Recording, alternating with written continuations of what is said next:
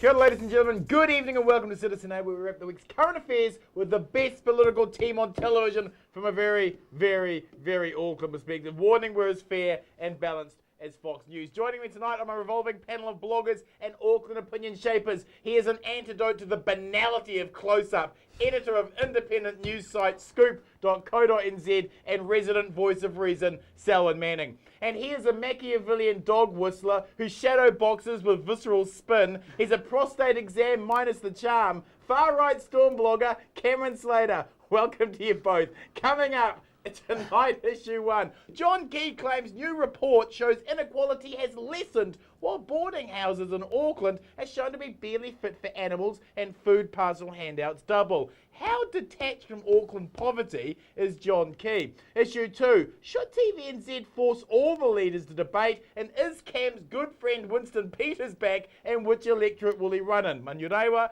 or Te Atatu? Issue 3 tonight. Colin Craig has launched a new Conservative party and wants to run in Epsom. There is a God. Is ACT cracking? Has it virtually collapsed internally? And why won't Rodney give a final speech? And we'll end the show on a final word. But let's kick things off with issue 1. John Key attempted to blunt Labour's attack on poverty this week by releasing a report at 2 p.m. when question time started that showed inequality had dropped slightly due to the wealthy losing a lot of money rather than the poorer getting much more wealth. And the report didn't take into account John Key's generous tax cuts to the wealthy. Selwyn, the government are clearly sensitive to the issue of social poverty, but following the child poverty stats of last week with the terrible living conditions in Auckland boarding homes this week, isn't John Key showing how detached he is from the Auckland poverty issue if he's trying to use trumped-up stats to defend his record? Yeah, I think he's as detached as just about every other politician that embeds themselves down in Wellington and doesn't really do the hard work and getting around.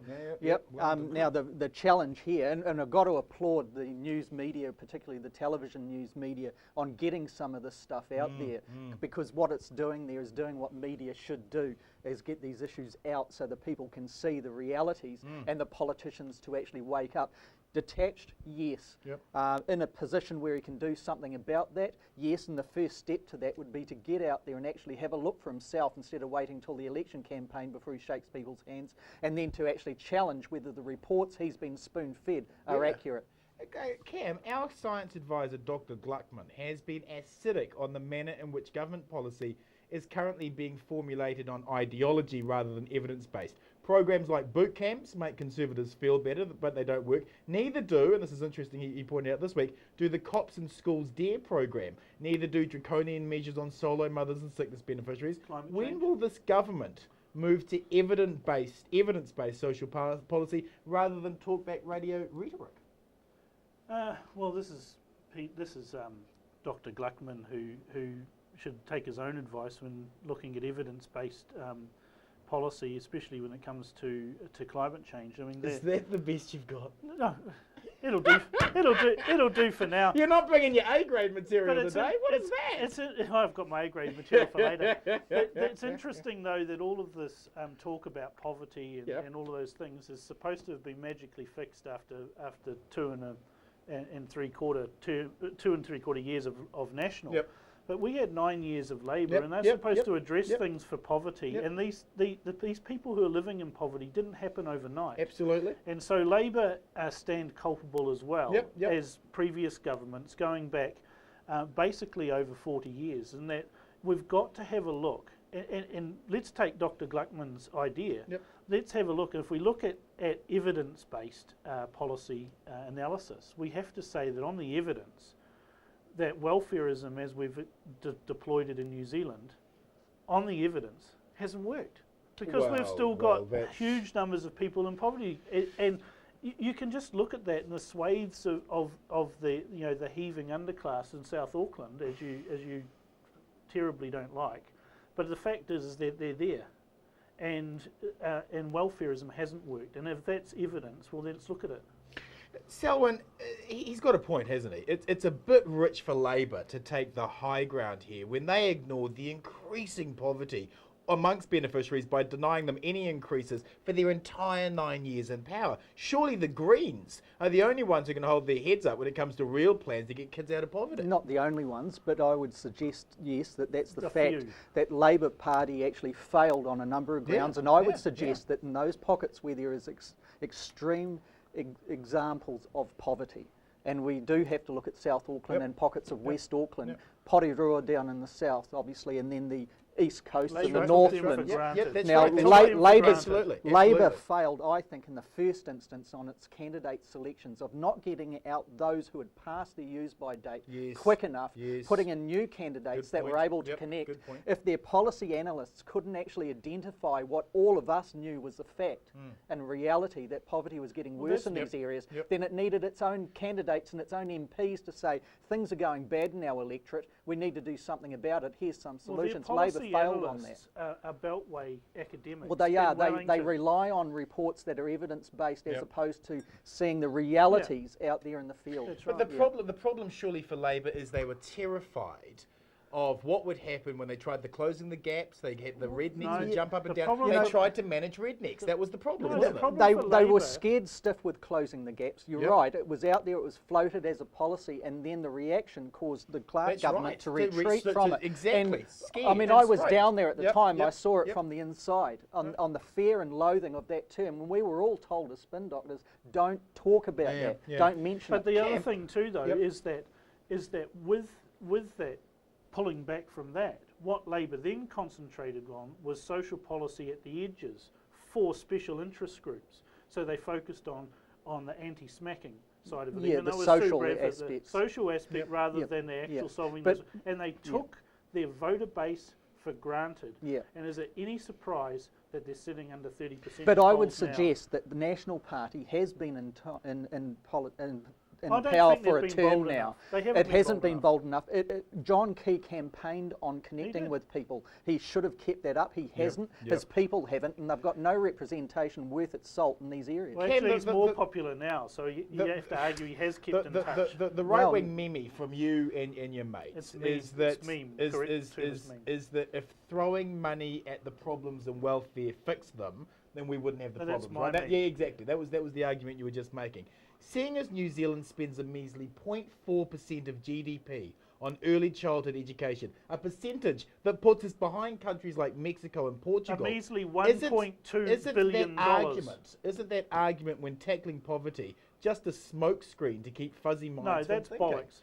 That early childhood education, that's behind Portugal. You picked the small number, right? The big number is 1.2 billion, which is 0.4%, which went to 1.4 billion dollars. It's not early childhood education. It's glorified bloody babysitting, right?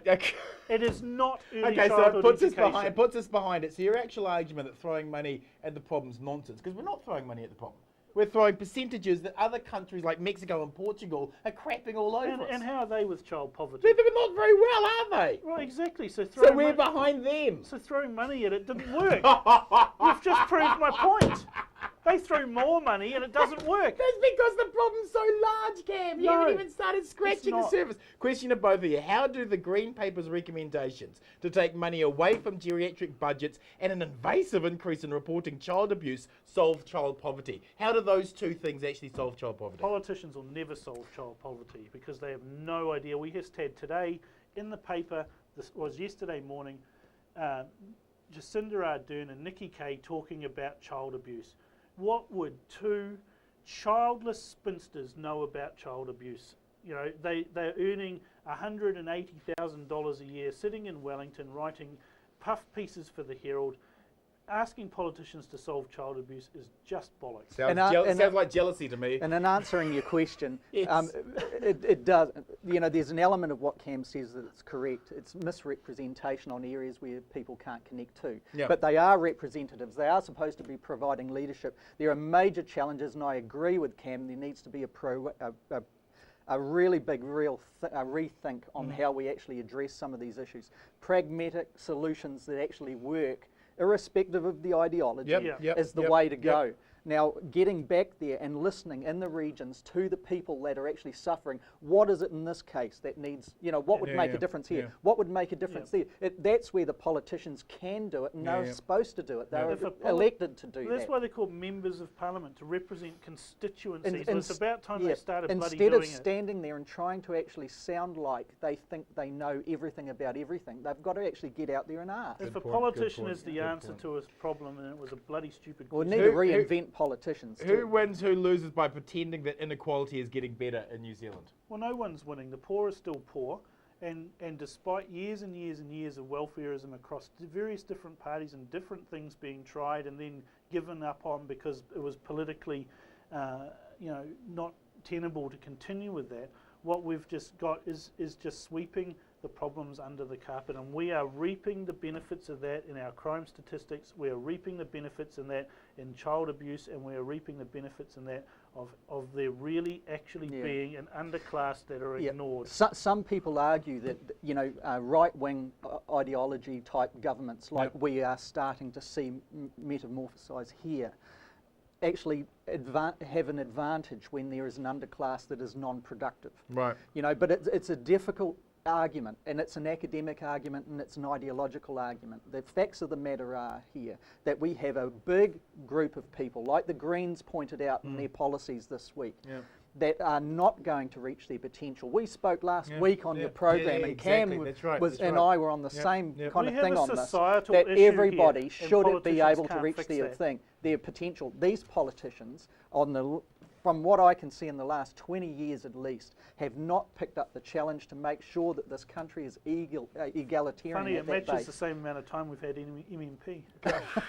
Almost good points until he added that. Issue 2, should TVNZ force all the leaders to debate, and is Cam's good friend Winston Peters back? Selwyn, isn't it outrageous that the media won't force the two big parties into a full debate? Isn't that their role in a democracy during an election? Absolutely it is, and I would suggest that there's a challenge. I know Scoop Media is really interested to listen and to work with other broadcasters, and I'm sure the blogosphere led by people like yourselves, to pick up where TB3 has fallen off the radar on this.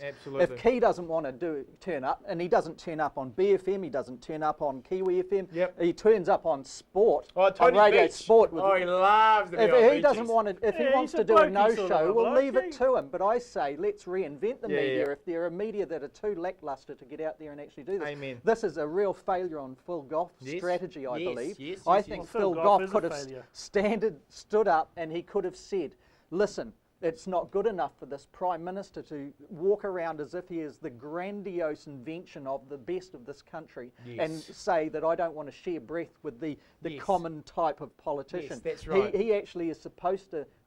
Phil Goff is supposed to represent the opposition. Exactly. He is supposed to be there shoulder to shoulder. You should actually go and apply to get a job as Goff's advisor. You can't do any worse. Actually, we'll talk about it later. Cam, what's in it for Phil and John just to go head to head? What's the strategy here? Well, it's the same strategy that Helen Clark had when she would only debate either Don Brash. But that came across pretty arrogant, didn't it? Well, she was arrogant. And the voters turned against. And the voters turned against. But right now, as I've said before repeatedly, John Key could walk an old lady into the middle of Queen Street in the busiest time in a Zimmer frame, shoot her in the back of the head, and the general public would say Mark Hodgson did it. Right? And that's the truth. That's the reality. That is the truth of the matter. And so he can pretty much do what he likes until people start holding him to account properly without. But that's not going to happen. But Labor's not doing that. I mean, they're just slinging mud and doing stupid smear bike tactics. Riding against bike you. Riding against bike me. riding it.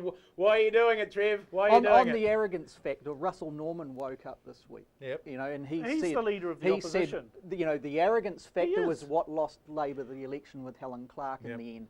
And he said that same thing is showing its ugly face with John Key of late. But see, we've seen it in the media with his no-shows all the way through the term. As soon as he was Prime Minister, cutting off benefits for parents who abuse and paying student loans back dollar for dollar. This is classical populist Winston Peters. Is he back? No. Well, I'd like to see Winston Peters actually have a decent go, because the more you actually have feeding into a debate in this election, the better. Actually, in some ways, I found a lot of NZ First and Winston Peters' policies abhorrent, particularly on the immigration and the racial kind of aspects. But the national sovereignty? Well, there's aspects of it, like we saw with the Craffer Farm issues, where New Zealand has to advance its national identity, and it needs to hold on to its significant strategic assets. Once again, we've spoken all about this. Is he back? Winston, he's got a long road to go. You know, I can't see Peters at this stage making it back into Parliament. 3%, I honestly 4%? cannot. No. But he'd need a seat. Okay, so Cam, where is Winston standing? Is it Te Atatu or Manurewa? What's the call? I don't care where Winston stands. Wherever he stands, I'll stand against him. Are you really going to stand in Manurewa? Because I'm going to tell the truth about Winston Peters. Of course you are. And he's going to tell the truth about you. He is. You know what I'd like to see? Just read the blog. Yeah? I'd like Winston Peters to start telling the truth. Yeah, okay, so Te Atatu or Manurewa? What's the call? In Manurewa, you've got Louisa Wall, and you've got the lowest ranking Winston National Party. would stoop to lower himself to have to deal with riffraff. And that's his attitude. He thinks he is better than anybody else. He thinks that he is just the most smartest man on earth. Strategically, no. Strategically, if you were in Peters' shoes, and he he's won't more stand canny in a in this seat way than any of us, because he can't afford a loss. Wouldn't you go in Helensville, head to head with Keith? I don't think no, so. because Keith's never going to be there. At what point, and question to both but of you, it's a at what symbolic point kind of would Labour throw... Hold on. What point would Labour throw Phil Twyford or Louisa Wall under the bus? Let's say Winston Peters is polling at 4%. No, they won't. They won't. No? No, they won't. They won't. And Gough said as much they might this throw week. Louisa under the bus because well, she's not that popular. She wasn't popular when she was But an MP. Louisa Wall is put there by the unions. Yeah. Labour is not going to do the dirty on there. I can't wait. For the life of me, I can't see why Labour doesn't advance Phil Twyford actually into a more prominent position. It took him 4 goes to get a seat. No, but he's the most dynamic. Winston did go into He's a very dynamic politician if you give him a... He's done some great work, but he's a dynamic politician. But both him and Louisa are just not liked in caucus, and that's a simple fact of the matter. If New Zealand First are back... They don't. Does that change everything in the election? So he's not going to win an election. Well, what I find totally sad is that you and other people who support Labour are desperately wishing Winston will get there, because the only way he won't get there. He won't get there. He's a tired, old, knackered pisshead, and it's showing. Any other comments?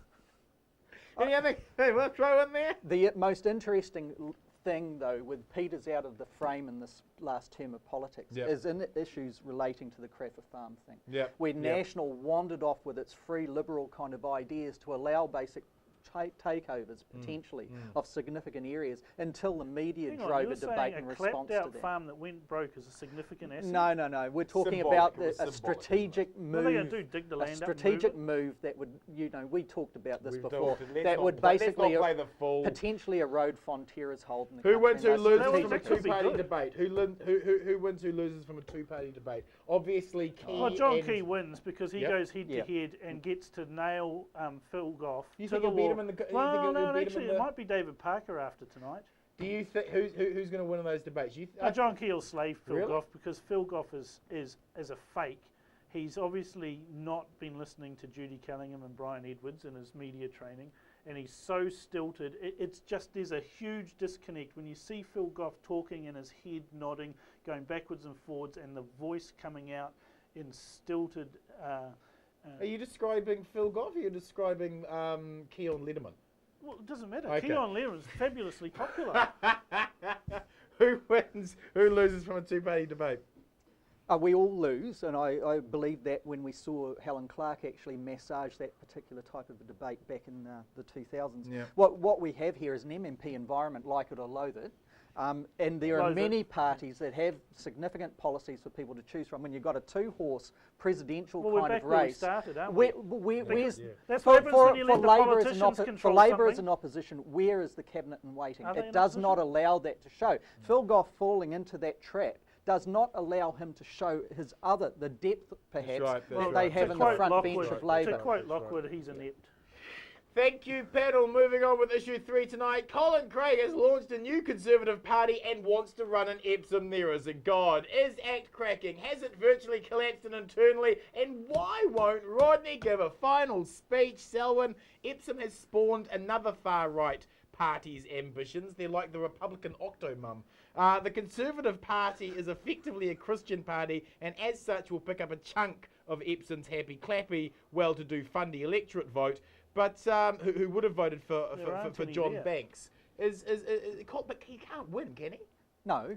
But it just shows you how much vote in that centre-right kind of thing that Epsom has to give. Yeah. You know, he's Epsom has a lot of right-wing love. All he's going to do is waste his money. Where's that money come from? I mean, you've got to guess. Property is it the development. Destiny Church? Is it the Charismatic Church? Property development. 450,000 on that march. There's a lot of money floating around that, but it's wasted money. You know, what you're going to get is a decent contest, really. You know, between National and ACT in there. Yeah. You know, a Conservative party. I mean, this is like, you know, when this is like trying to brand some sort of thing that worked in England. Yeah. You know, it's like, but reinventing the wheel. It's like trying to call a cup of sick fish chowder. Yeah. I agree. You know, I couldn't agree more. Conservative politics in this country has done it a disservice over the decades. Yes. Why do we seem to think that we need a party formed over that name? It's Cam. It's not going well, champ, is it, for ACT? ACT have barely flickered in the polls. They've descended into squabbling over how racist they should be. Late night Facebook comments by the campaign manager, Karen Bridgman, that said, and I quote, "I love helping dysfunctional organisations. Some, however, are beyond saving and should be left to die." ACT in a bit of a meltdown. I think ACT are in a meltdown. They've got a committee formed to run their strategy, which is led by John Boscawen. And anyone who's ever met John Boscawen knows that he's a scrupulously honest person, but he was somewhat the narc long-winded. inside when Rodney was still leader in that last week, wasn't he? I'll neither confirm nor deny my sources. but it wasn't John Boscawen who was leader. There were so many people leaking. There were so many people. The problem that ACT has is that they have a whole lot of semi-talented individuals who don't know how to work as a team, and you know I think their entire political philosophy is there's no I in team, but there's a me if you look real hard, and that's just how it is. And until they wake up and realise that interminably boring campaign meetings, pissing off your creative people, and just having arguments and spats in public is just an electoral turn-off. And I think, unfortunately, they're just going to wither and die. And if they don't go completely at this election, they certainly will by the next one. It started with the leader too. You know, when Don Brash took over, you could see a momentum there in his campaign, a takeover campaign. His strategies but are he didn't impressive. follow through. He presented as a critique on the economy. He could have made ACT pull its support for National over the budget. He just went to sleep, and he's been looking like that program with the happened. the dead I'll tell you people exactly walking what around happened ever is the since. people that Zombies. the people that generated the momentum for him to roll Rodney Hyde, who was frankly tired and They had must had be enough. sick to death Yeah, of seeing yeah. lethargy He in the didn't camp. retain them. He didn't keep them on. He didn't bring them into the campaign team and say, "Well, that worked. Let's use the successful people." No, So what Brash Don Brash did did them is he wanted to be nice to the people who were already in ACT. The ones that he had just dorked politically, completely outplayed them in political poker, and he kept them on. Is it any wonder they're not performing? Question to both of you. Why is Rodney refusing to give a farewell speech? He says it's because he's being forced out by Don. If Colin Craig runs at Epsom, will Rodney step in as an independent? Is this a final chapter? Is he still leaving it open? I think Rodney was being petulant. However, there are rumours now circulating out of Wellington that Rodney could be trying to do a last hurrah and muster a couple of, you know. But who's Is Colin Craig part of it? No, who's going to be who's Colin Craig's different only politics. He talks to his mirror for his political advice. It's a different thing altogether. But you know, what's the odds? What are you saying for running? Well, give me a percentage. I don't know. I'm only hearing whispers now, and I think it's somewhat inept. It just shows how out of touch the ACT people really are.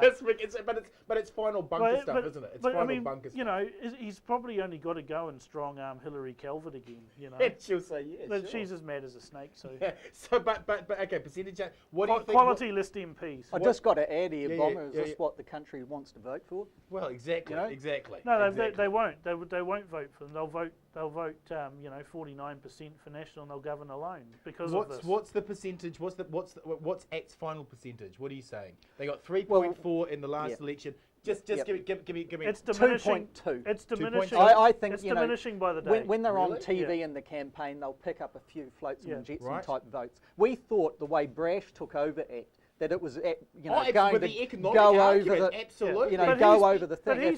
But he's being systematically white-anted by a whole bunch of numpties. You know, if he's white-anted everybody else, it's just bizarre, isn't it? If he had actually kept on the economic side rather than slip to the race, that's what he was there for. If he'd done the economics. You're right. He could be a 4 or 5%. They're talking about running campaigns on foreshore and look, people are over that. They are over that. Everybody knows the borrowing program that Bill English and John Key have done with the National Party, which would have been worse with Labour. Has pissed off so many people out there that would naturally have supported National. We saw that with the rise of Don Brash. Don Brash gets there as the leader and sits there and goes, "Why haven't they stuck to the whole thing goes to sleep." Well, because they didn't keep.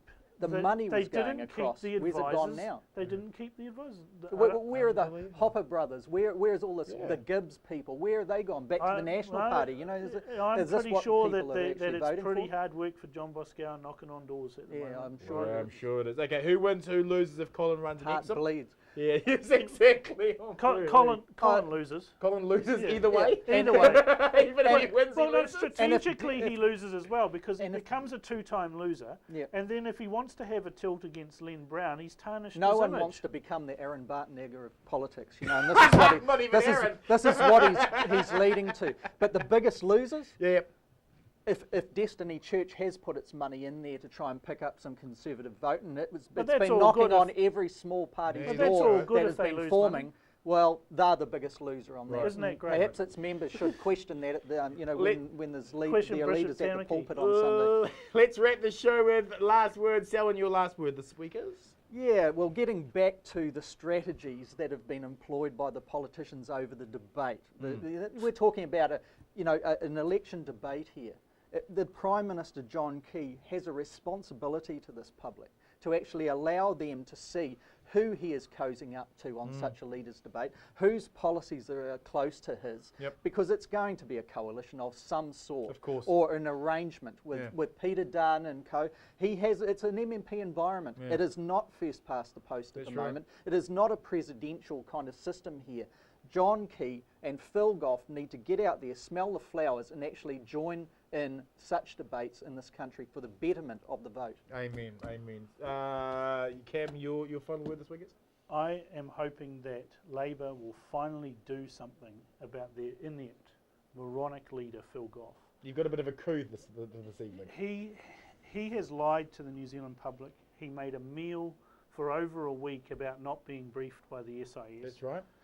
And he lied about not being briefed. He then tried to change that to say he was just flicked the details, flicked past the details. Well, I've obtained under the Official Information Act the documents and the information that he was given in the briefing. This is quite a coup for you to have this. It's very clear from these documents, horribly redacted though they are, that he was briefed, that he actually asked questions about the briefing, and that he was given a 2/3 of a page report on the investigation into the Israeli nationals in Christchurch at the time. And now we don't know what was said there because it's all been... It's been redacted. We can't But you can clearly see that he did have interaction. He clearly, in his position that he was never briefed, does not stand up. His announcement that maybe that Warren Tucker flicked it past me does not stand up. Those are two proven falsehoods by Phil Goff. He is unfit to continue as leader of the Labour Party. Well, I don't know if it goes roll him that far. because they can't do any worse.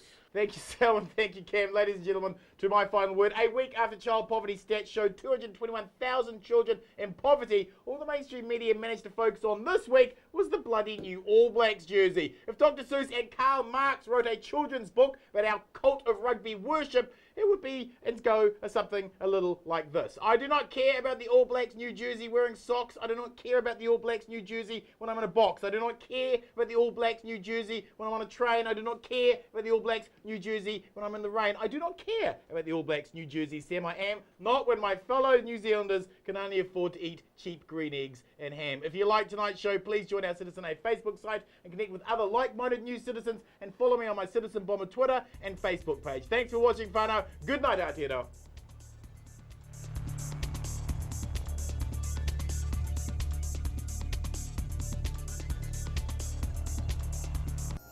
Supporting local content so you can see more of New Zealand on air.